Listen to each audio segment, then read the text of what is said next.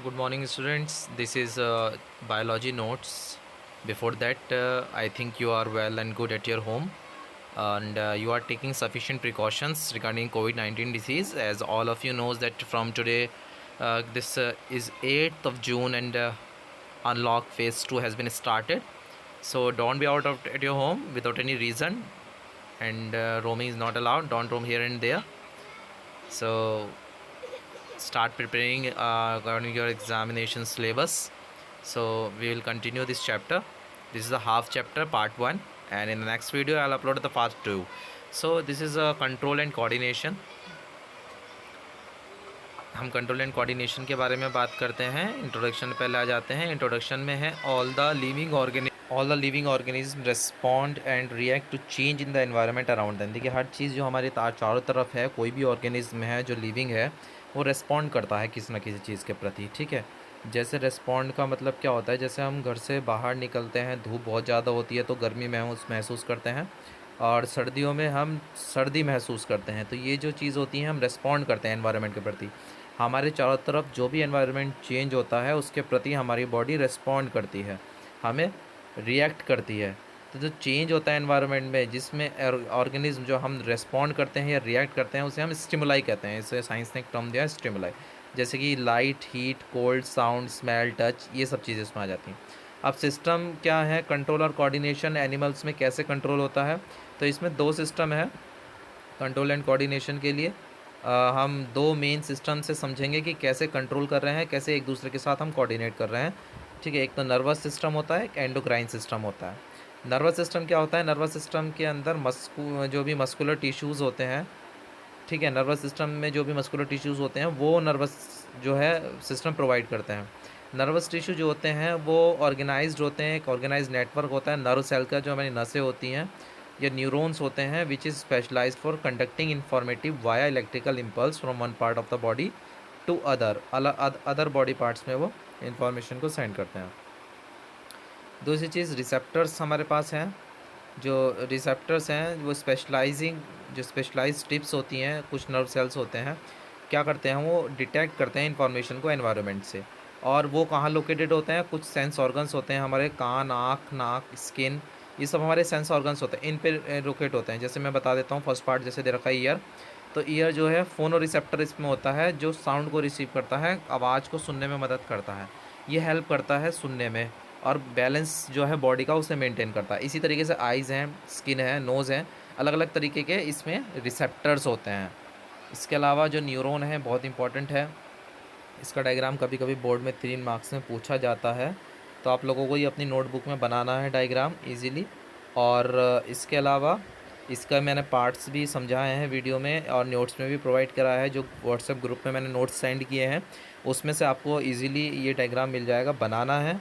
और इसके जो पार्ट्स हैं उसके बारे में मैंने एक्सप्लेन करा है, इंपॉर्टेंट है board examination point of view से. जनरली पूछा गया है, जब आप सैम्पल पेपर लेंगे तो उसमें ये क्वेश्चन पूछा गया है. तो ये स्ट्रक्चरल और फंक्शनल यूनिट है नर्वस सिस्टम की. ठीक है, ये कैसे वर्क करता है, इसके फंक्शंस को डिफ़ाइन किया गया है. बहुत ईजी और सिंपल लैंग्वेज है, ताकि आप लोगों को ईजी समझ में आ सके. पढ़ते ही आपको समझ में आ जाएगी क्या लिखा है क्या नहीं. ठीक है, क्या फंक्शंस हैं, because you are in 10th standard and basics you have studied in class 9. Still I am explaining all of the terms. The information जो होती है, जो फंक्शन होता है न्यूरॉन का, वो क्या होता है, जो इन्फॉर्मेशन होती है रिसेप्टर से, वो एक्वायर्ड करता है. जो डेंड्राइट ट्रिप होती है लास्ट में नर्व सेल की, वो chemical reaction that create an electrical impulse.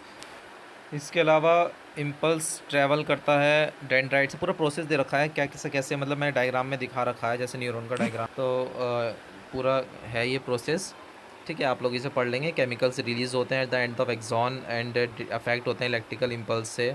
ठीक है, ये सब चीज़ें हैं इसमें. देखिए, डायग्राम में भी दिखा रखा है कैसे सिमिलर साइनेप्स फाइनली अलाउ करते हैं delivery of such impulse from neuron to other sales.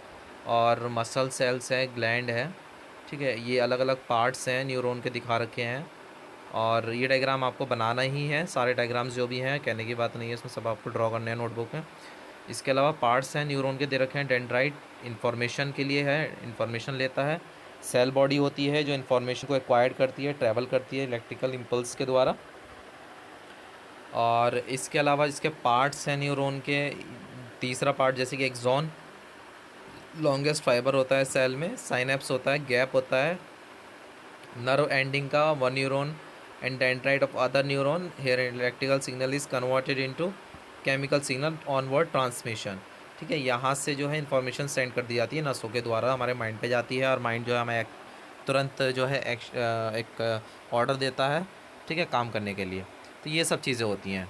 तो ये पार्ट्स हैं, जब आप डायग्राम बनाएंगे उसके साथ लिखेंगे तो आपको स्टेप बाय स्टेप समझ आ जाएगा। इसमें एक एक पार्ट उस पर लोकेट किया गया है। नेक्स्ट है हमारा रिफ्लेक्स एक्शन। जो रिफ्लेक्स एक्शन है वो क्विक सडन इमीडिएट रिस्पॉन्स होता है बॉडी का स्टिमुलस, ठीक है। और जैसे नी jerk, withdrawal of hand on touching hot object, ये सब चीज़ें इसमें होती हैं। और एक स्टिमुलस होता है, इसमें एक टर्म है, इट इज़ ऑब्जर्वेबल और detectable change in the external और internal environment to which an organism react. Okay, and reflex arc है इसमें, the pathway through which nerve impulse pass during reflex action is called reflex arc. ये पूरा diagram show किया हुआ है, मेरी next slide में है, जिसमें पूरा डायग्राम दिखा रखा है कि कैसे स्टिमुलस हार्ट से रिसेप्टर्स में, मतलब स्किन में जाता है, फिर स्पाइनल ऑर्गन होते हैं, ठीक है। पूरा प्रोसीजर इसमें समझाया हुआ है। ओके, सो आप लोगों को ये डायग्राम नोटबुक में अपनी ड्रॉ कर लेना है, नोट्स में अवेलेबल है ही, ठीक है। और इसके अलावा हम लोग जो पढ़ने वाले हैं वो रिफ्लेक्स सेक्शन का एक और डायग्राम मैंने दिखाया हुआ है। डायग्राम इसके फ्लो जो चार्ट है ये है ना, ये आपको ज़रूर ड्रॉ करना है। ये रिफ्लेक्स आर्क दिखा रहा है किस तरीके से, मतलब देखिए कभी कभी ऐसा होता है टेबल पे एक चाय रखी होती है और घर पे हम सो रहे हैं और टेबल पे बराबर में कोई चाय रख गया, तो क्या होता है हम तुरंत नींद में से हाथ हटा लेते हैं, तुरंत एक्शन ले लेते हैं, तुरंत रिफ्लेक्स एक्शन कहते हैं उसे। कभी कभी ऐसा होता है, कभी ज़िंदगी में इतना भागे नहीं, लेकिन कभी कभी कुत्ता पीछे लग जाता है तो इतना भाग लेते हैं एकदम बचने के लिए, उससे एकदम स्पीड आ जाती है, थकते भी नहीं है, तो वो सब रिफ्लेक्स एक्शन कहलाता है। सब हार्मोनल चेंजेस होते हैं, ठीक है। ये सब रिफ्लेक्स एक्शन होता है। करंट लगने पे तुरंत अपने अंदर ही फुर्ती आ जाती है। उसके बाद में हम कितनी जल्दी हाथ झटकते हैं, कितनी जल्दी हाथ हटाने की कोशिश करते हैं, सडनली ऐसा हो जाता है। ये रिफ्लेक्स एक्शंस के एग्जाम्पल है सारे, तो ये सब हमें करना है। इसके अलावा जो है 3 टाइप्स रेस्पॉन्सेस दे रखे हैं। वॉलेंट्री रिस्पॉन्स होता है जो फोर ब्रेन कंट्रोल करता है, ठीक है, जैसे कि हम बात करते हैं, लिखते हैं, जो है इसके द्वारा कंट्रोल होती है। इसके अलावा ये हमारे पास में इनवॉलेंट्री एक्शन है, जो हमारा हार्ट बीट हो गई, वोमिटिंग होती है, रेस्पिरेशन, ये मिड ब्रेन या हिंड ब्रेन हमारा कंट्रोल करता है। इसके अलावा रिफ्लेक्स एक्शन दे रखा है इसमें, जो कंट्रोल बाय स्पाइनल कॉर्ड, जैसे कि हमारा विड्रॉल हो गया हैंड का on touching of hot object, ये सब चीज़ें हो जाती हैं इसमें, ठीक है। तो ये 3 टाइप्स के रिस्पॉन्सेज दे रखे हैं according to the reflex action, reflex arc which we have studied in previous topic, and accordingly we will have the different terms and definitions of these topics. So now need for reflex action, क्या ज़रूरत पड़ती है इसकी reflex action की। देखिए, इन some situations such as, कुछ ऐसी situation होती है जैसे किसी हॉट ऑब्जेक्ट को हम टच कर रहे हैं, या किसी हमारी जो सुई पे हाथ लग जाता है, कभी कोई चीज़ चुभ जाती है, तो हमें एकदम क्विकली एक्ट करना होता है, बहुत तुरंत, ठीक है, या हमारी बॉडी वरना नुकसान में जा सकती है। तो ये रिस्पॉन्स जो जनरेट होता है वो स्पाइनल कोड से होता है, स्पाइनल कोड से ना जनरेट होकर ब्रेन से जनरेट होता है। इस तरीके से टाइम जो है एक्शन का वो कम हो जाता है, जो हमें इंजरी से बचाता है। तो यहाँ इसकी ज़रूरत पड़ जाती है। इंपॉर्टेंट क्वेश्चन है, ऐसा पूछ लिया जाता है नीड क्या है रिफ्लेक्स एक्शन की, तो हमें ये आंसर इसमें लिख देना है, ठीक है। इसके अलावा human nervous system next second part है। हाफ चैप्टर हमारा कंप्लीट हो गया है, और हाफ चैप्टर में सेकंड पार्ट में कंप्लीट करूँगा, और नेक्स्ट टर्न पे या tomorrow I will upload the video. तो ये हम सेकंड पार्ट में करेंगे कवर सारा। This is all about today's. Thank you, have a nice day.